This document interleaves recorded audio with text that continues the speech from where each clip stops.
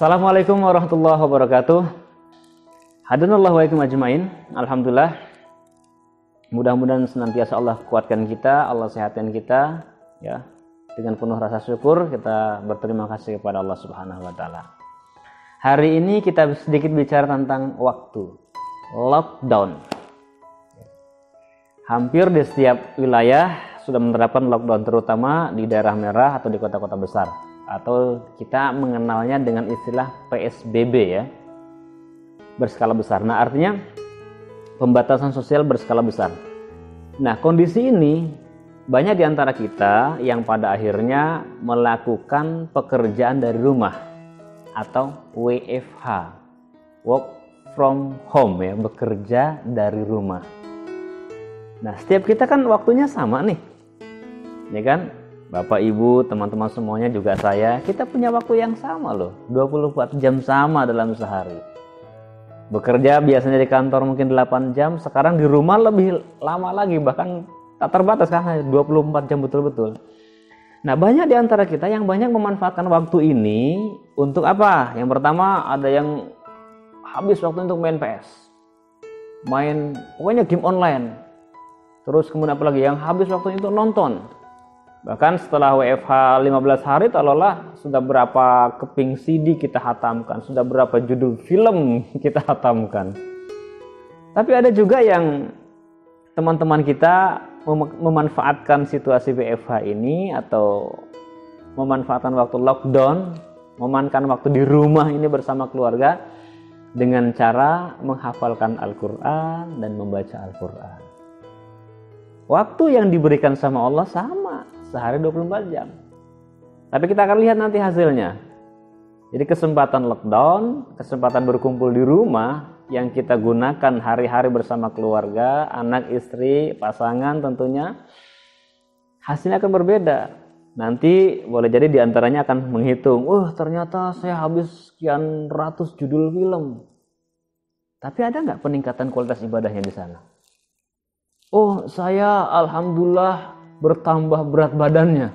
Karena boleh jadi digunakan hari-harinya hanya untuk tidur, makan, tidur, makan. Tapi yang luar biasa adalah setiap hamba, setiap insan, setiap kita yang memanfaatkan waktu di rumahnya untuk mendekat kepada Allah Subhanahu wa taala. Yang sebelumnya hafalannya mungkin baru juz 30, perlahan-lahan merangkak meningkat menjadi beberapa juz. Yang kemarin mungkin baru setengah juz, selesai program lockdown menjadi 1 juz.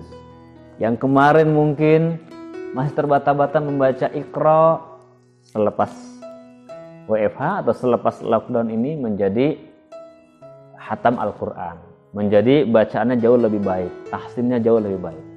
Artinya setiap kita memanfaatkan waktu akan menghasilkan seperti itulah apa yang kita lakukan.